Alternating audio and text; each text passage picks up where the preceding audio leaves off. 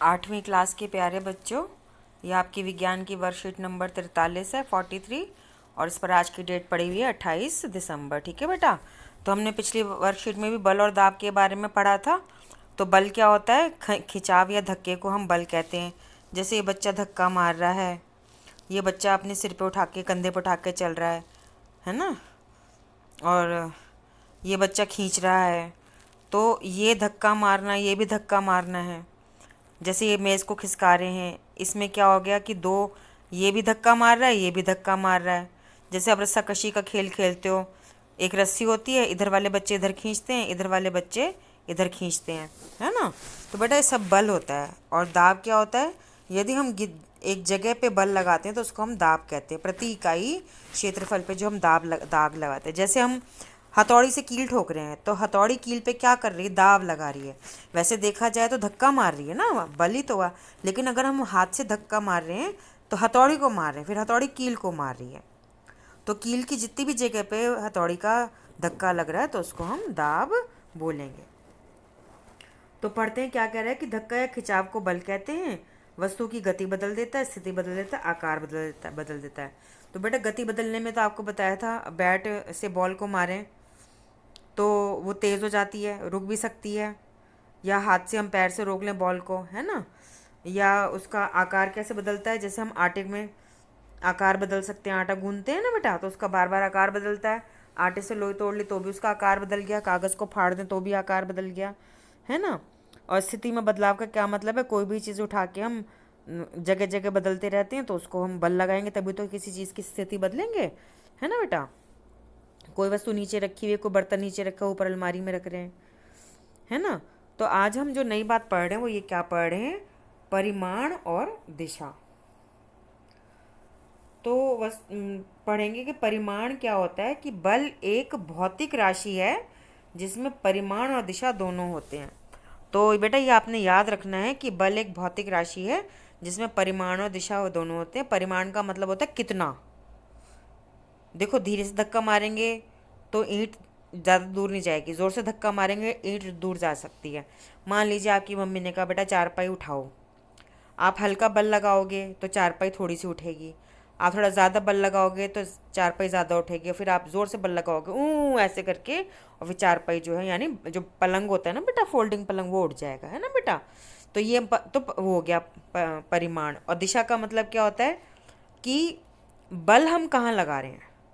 देखो वस्तु अगर नीचे रखी है, आपका बैग नीचे रखा है, आपने उसको उठाना है, तो आप नीचे से बल लगाना शुरू करोगे, तब उसको उठाओगे, तब उसको बेड पे रखोगे। अब ये तो है नहीं कि पड़ोस के घर में बैग रखा है, तुम अपने घर में खड़े होकर उठा रही हो। कर सकती हो? नहीं कर सकती हो ना। तो इसका मतलब दिशा भी होती है वस्तु की। मान लीजिए आपको कोई वस्तु ऊपर से उतारनी है। अलमारी में से मम्मी ने कहा बेटा ये कपड़े निकाल लाओ, और वो अलमारी में ऊपर रखे हैं। तो बेटा आप नीचे थोड़ा ना बल लगाओगे, है ना। तो ये मतलब होता है। तो बल की प्रबलता का मतलब है परिमाण से नापी जाती है। तो प्रबलता का मतलब होता है ताकत। जितना ज़्यादा बल लगाएंगे उसका परिमाण उतना ज़्यादा होगा, उसकी प्रबलता उतनी ज़्यादा होगी।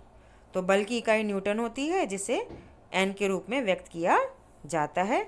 बल किसी वस्तु की गति या स्थिति को बदल सकता है। ठीक है बेटा। तो प्यारे बच्चों दोबारा से देखेंगे कि यदि किसी वस्तु पर एक ही दिशा में बल लगाएं तो वो जुड़ जाता है। देखो तुम मेज़ को ऐसे धक्का मार रहे हो, दूसरा बच्चा भी मेज़ को ऐसे धक्का मार रहा है, तो दोनों जब धक्का मारोगे तो मेज़ जल्दी चलेगी ना आगे, है ना।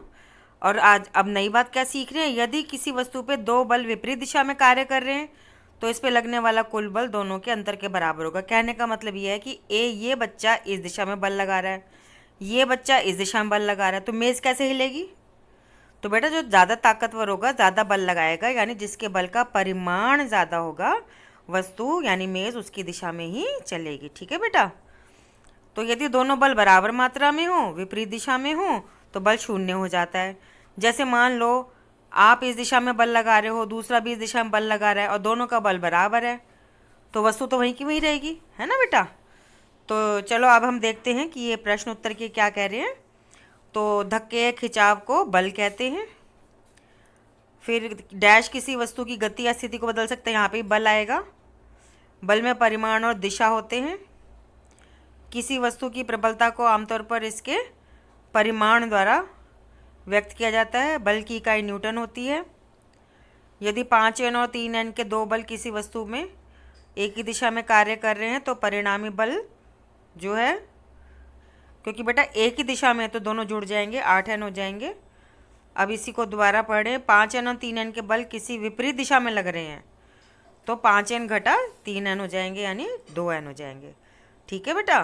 तो बेटा बल और दाव वाला पार्ट पढ़ना है खुद, ये नहीं कि बस इतनी सी वर्कशीट आ गई और हमने छोड़ दिया, ऐसे नहीं करना बेटा। बल और दाव वाला पार्ट पढ़ो, आपको बहुत अच्छा लगेगा पढ़ के। इस वर्कशीट में बहुत आसान दे रखा है, इसको आप ध्यान से पढ़ेंगे। ठीक है बेटा। और अपने आप को कोविड से बचाने के लिए 2 गज की दूरी का पालन भी करेंगे और मुंह पे मास्क भी लगाएंगे और घर आके अपने यस वेरी गुड हाथों को अच्छे से साबुन से धोएंगे। ठीक है बेटा।